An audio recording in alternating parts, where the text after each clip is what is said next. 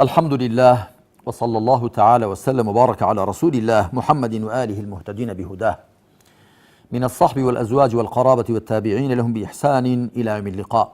ربنا آتنا من لدنك رحمة وهيئ لنا من أمرنا رشدا. خوشکانی مسلمانی بەڕێز و خۆشەویست، برایانی بەڕێز و خۆشەویست، خۆشحاڵم کە لە ئاڵقەیەکی تازەی زنجیرە دەرسی ڕەوشت و ئەدەبە کۆمەڵایەتیەکان دەبە دیدارتان شاد دەبمەوە کە ئەم ئاڵقەی چواردەیەمە لەژێر ناونیشانی ئەدەب لە بازاڕ و شوێنە گشتیەکاندا. ئایا ئێمە لە بازاڕ، لە شوێنی کار و کەسابەت، لە شوێنە گشتیەکاندا کە بۆ هەموو کەس وەکو یەکەن دەبێت چۆن مامەڵە بکەین و ئەو ئەدەب ڕۆژتانەچین کە دەبێت ڕەچاویان بکەین، لەم ئاڵقەیەدا باسی ئەوە دەکەین. ئەویش دیارە لە چەند بڕگەیەکدا. بڕگەی یەکەم حوکمی گشتی چوونە بازاڕ و شوێنە گشتیەکان.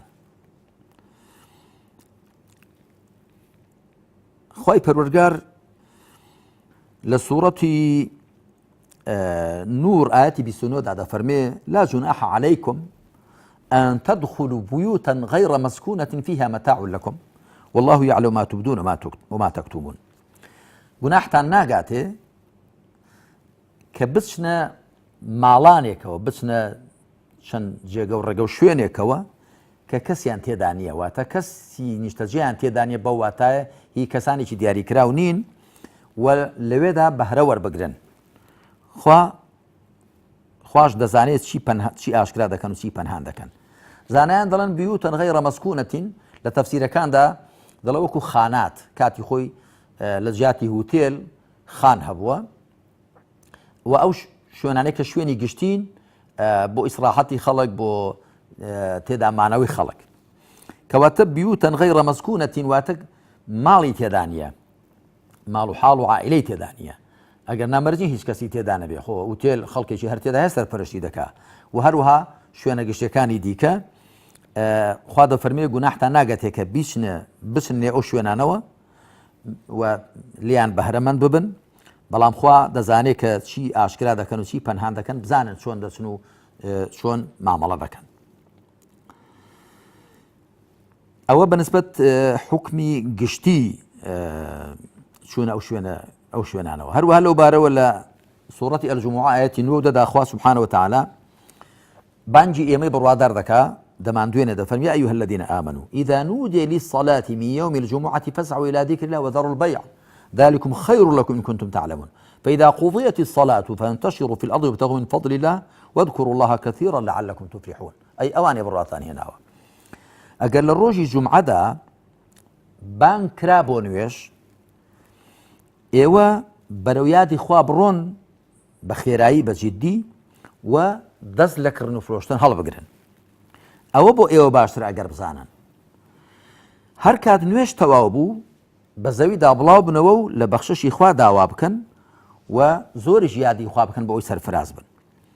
ئەم دوو ئاەتە مبارەکە لیان وەردەگیرێ کە ئیسلام وەکو چۆن گرنگی داوە بۆی مسلمانان ئەهلی مزگەوت بن و گرنگی بە مزگەوت و ماڵەکانی خوا بدەن، پەرستشەکانیان تێدا ئەنجام بدەن، بە هەمان شێوە دەبێت ئەهلی بازاڕ و کار و کاسبیش بن و گرنگی بە بازاڕ و بە پەیداکردنی بژی و ڕزق و ڕۆزیش بدەن. ئەوە تا خوا دەفەرمێ ئەگەر بانگ درا بۆ نوێژ لە ڕۆژی جومعەدا، کە جومعەکردن لەسەر پیاوانی مسلمان فەرزە و بۆ ئافرەتانیش دیارە سونەتە و شتێکی پەسەندە، بەڵام لەسەریان واجب نییە. ئەگەر بانگ درا دەست لە کردن و فرۆشتن هەڵبگرن، واتە تا بانگ دەدرێ بۆتان هەیە کردن و فرۆشتن کەن، مادام لە دوای بانگ فریا بکەون بچنە مزگەوت بۆ نوێژەکەتان، هەتا ئەو کاتە بۆتان هەیە. دوایش دەفەرمی ئەگەر نوێژەکەش تەوا بوو دووبارە بڵاو بنەوە بە زەویدا و لە بەخششی خوا داوا بکەن، واتە دوای نوێژیش دیسان بۆتان هەیە بگەڕێنەوە بۆ سەر کردن و فرۆشتن و کار و کاسبی خۆتان. ئەمەش ئەوە دەگەێنێ کە ئیسلام نەک هیچ هەستیاریەکی نییە بە کار و کاسبی و ڕزق و بژی و پەیداکردن، بەڵکو مسلمانانی بۆ هاندەدا خوای پەروەردگار لەسەریان پێویست دەکات. بەڵام گرنگەوە لەسەر حیسابی جێبەجێکردنی ئەرکە شەرعیەکان نەبێ، دەنا پەیداکردنی بژی و حەڵاڵش هەر ئەرکێکی شەرعیە و ئەویش هەر تاعاتێکە مسلمان بۆ خوا ئەنجامی دەدا. بەنسبەت چۆن تەماشای شوێنە گشتیەکان دەکرێت، بالۆ بارەوە ئەم دوو فرمایشتە بێنین. پێغەمبەر دەفەرمی عليه الصلاة والسلام أحب البلاد إلى الله مساجدها وأبغض البلاد إلى الله أسواقها. مسلم بەژمارە 2650 هێناوێتی. پێغەمبەر دەفەرمی عليه الصلاة والسلام خۆشەویستترین شوێنەکان لە لای خوا مزگەوتەکانن و بۆغزێنراوترین شوێنەکان لە لای خوا بازاڕەکانن. بۆچی مزگەوتەکان لە لای خوا لە هەموو پارچە زەویەکان خۆشەویستترن؟ چونکە یادی خوان تێدا دەکرێت و چاکیان تێدا دەکرێت و بەندایەتیان بۆ خوا تێدا ئەنجام دەدرێت و بازاڕەکان بۆچی بۆغزێنراون؟ لەبەر ئەوە نەکە کار و کەسابەتی حەڵاڵیان تێدا دەکرێت، لەبەر ئەوە کە ناشەرعیان تێدا دەکرێت، قۆڵی خەڵکیان تێدا دەبڕدرێ و سوێندی بە درویان تێدا دەخورێ و گوناح و تاوانیان تێدا ئەنجام دەدرێت. ئەگەر نا بازاڕێک کاسبی حەڵاڵی تێدا بکرێ و یادی خۆی تێدا بکرێ و چاکەی تێدا بکرێ، بەتاکید ئەویش هەر نیمچە مزگەوتێکە، ئەویش هەر کراوە بە شوێنێکە وەکو پەرزگایەک وایە. بەڵام دیارە پێغەمبەر عەلەیهی سەڵات وسەلام زانیوێتی و ئەگەر تەماشای دنیاش بکەین دەزانین کە فیعلەن لە بازاڕەکاندا گوناح و تاوان و لادان و غەڵەت و پەڵەت و ستەم زۆرە. فەرمایشتێک کە لەو بارەوە پێغەمبەر دەفەرمی عەلەیهی الصلاة والسلام لا تكن أول من يدخل السوق ولا آخر من يخرج منها فيها بعض الشيطان وفرخة. ئەمیش مسلم بەژمارە 2650 هێناوێتی، هەروەها ئەلبەرقانی لە سەحیحی خۆیدا لە سەلمانی فارسیەوە هێناوێتی، واتە ئەویش لە پێغەمبەرەوە عەلەیهی الصلاة والسلام. پێغەمبەری خوا فەرموویەتی دیارە بە سەلمانی فەرمووە یەکەم کەس مەبە کە دەچێتە بازاڕ، دوایمین کەسیش مەبە کە لە بازاڕ دەردەچێ، چونکە شەیطان لە نێو بازاڕدا گەرا دادەنێ و بێچوان دادەنێ. واتە لە نێو بازاڕدا زیاتر کەسانێکن کە ئەوە دەڵێن و ئەوە دەکەن کە شەیطان دڵی پێخۆشە وەکو بەچکە شەیطانێک بن وایە. لەبارەی چۆنێتی مامەڵەکردن لە بازاڕدا بالۆ بارەوەش